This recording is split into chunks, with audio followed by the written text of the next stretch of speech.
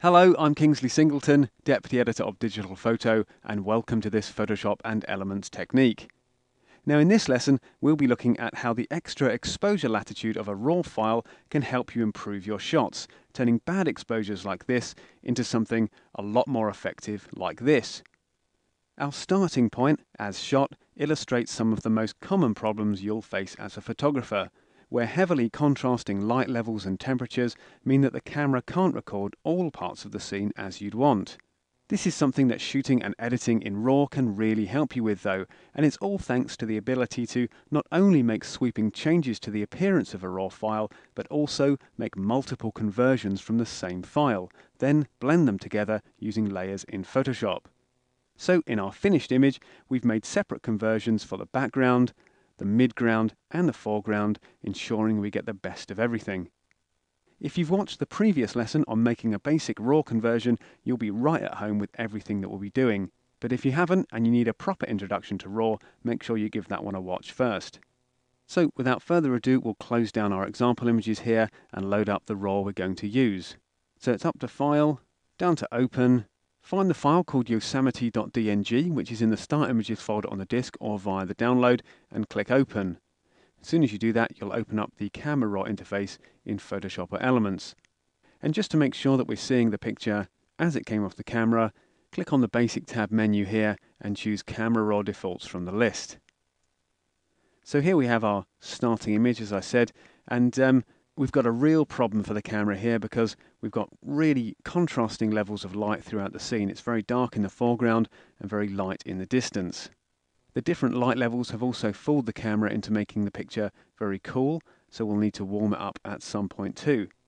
The thing with this technique though is it's all about getting the best results for each part of the picture, so what we're going to do is concentrate on different bits of it in turn. The first thing we're going to convert for is the background, so we're going to be concentrating on these trees in the distance and the mountain. Before I do anything else though, I'm just going to straighten up the picture first because it's a little bit wonky.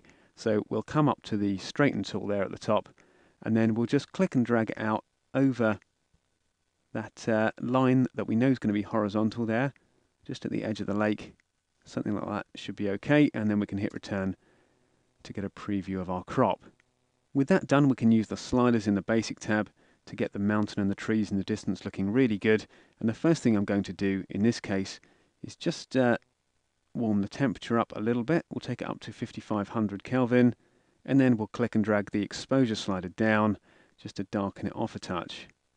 At its default level, you can see that we're losing detail there in the side of the mountain, and if I just hold down the Alt key, you can see there those white clipped areas that we're getting rid of as we're moving that slider down. So taking it down to about -1 stop works pretty well here. We start to get a little bit of darkness back in the sky. Maybe take it a little further. Something like 1.5 stops of negative exposure should be absolutely fine.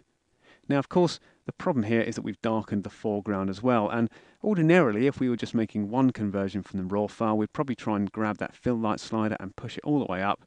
And although you can see that that does balance it to an extent, it doesn't really make it bright enough, and if we zoom right in on the image, you should also be able to see some interference being created by using all of that extra fill light. So it's not always the way to go, and by making different conversions of the picture, we can really make sure that the quality is absolutely as good as it can be.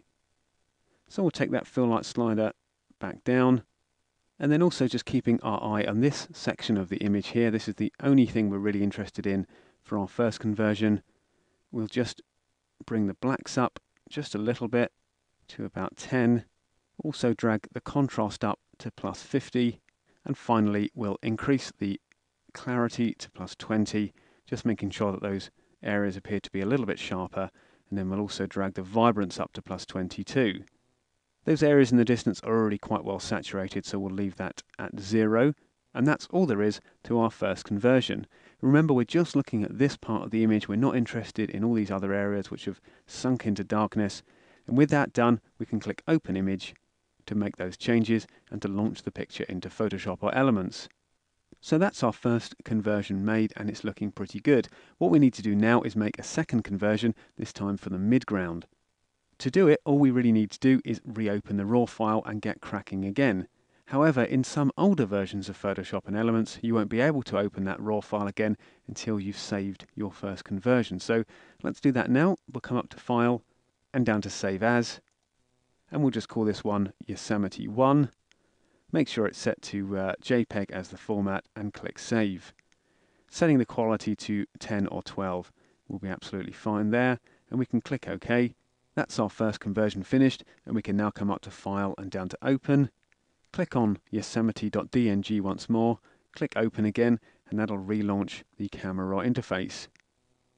Now here you'll see that all of our settings from the first conversion have been remembered, as well as the original crop that we made, and it's very important at this stage that we don't undo the crop, otherwise our pictures won't line up and they won't blend together so easily when it comes to that part of the technique. Now fortunately we can reset all of our values here by coming up to that little menu next to the Basic tab again and clicking on Camera Raw Defaults. And although that takes all of our sliders back to their original positions, it doesn't undo the crop that we made. If I click on the crop tool, you'll see there that it's remembered that original crop. So as long as we don't undo that or change it, all of our pictures will line up when it comes to blending. We'll just hit return again to go back to our cropped preview. Now once again, for our second conversion, we need to work through the sliders in the Basic tab. But this time, remember, we're just looking at these areas of the midground, so these trees here and the riverbank in the distance and also the water. We'll leave the roots in the foreground for our final conversion. So let's get on with the second one, the midground. And once again, we'll click and drag that temperature up, this time a little higher to about 6500 because we're starting to move into the shaded areas of the picture. And then we'll also click and drag the exposure up, this time to about plus half a stop. And then we'll introduce some of that fill light, but not too much, just enough to kind of bring out a little bit more detail into those midground areas. We need to make sure that there's still a good amount of shadow in those areas though, so we'll just make sure that our blacks get a little bit of a kick too. And once again, if we hold down the Alt key, you can see those little black areas appearing. And just ignore those ones over on the left hand side and concentrate on the black areas in the trees in the midground, and you can see that we're just introducing a little bit in there, so that should be fine. So a setting of between 9 or 10 here is perfect. Moving down, we'll add a little bit more brightness to that area, just taking that up to about plus 80, and then we'll also increase the contrast to plus 40. And just as before, give it about plus 20 in clarity, a little bit more vibrance, and this time I think we'll just give the saturation a little bit of a kick as well. So we've come to the end of the Basic tab sliders there, and you can see that although we've now lost our mountain in the distance and some of the detail in the central trees, we've actually got these areas on the right hand side of the picture looking pretty good.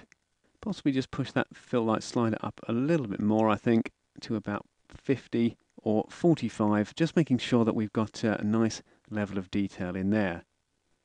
So with that done, once again we can click Open Image, and that'll launch our second conversion into Photoshop. And you can see just by kind of comparing the two there on screen how different they are. But when they come together and we blend them using layers, they're going to look really good. So once again, let's save this second conversion, coming up to File and down to Save As. And this time we'll just call it Yosemite 2 and click Save. Once again, choose a quality level of between 10 and 12 and click OK. Then one last conversion, this time for the foreground. So we'll come up to File and down to Open. Open up yosemite.dng one more time. And then this time, just keeping an eye on those foreground areas, we can just further increase the exposure setting, just making sure that those roots are really brightening up now, but also we're going to click and drag that temperature slider up to about 8,500 now, just warming up that whole area and giving a really nice colour to those deep browns in there. So the other sliders, we can take our fill light down a little bit to about 35. We can also just check that our blacks are working okay. A little bit too much in there at the moment, so we'll bring that down to about 4 or 5.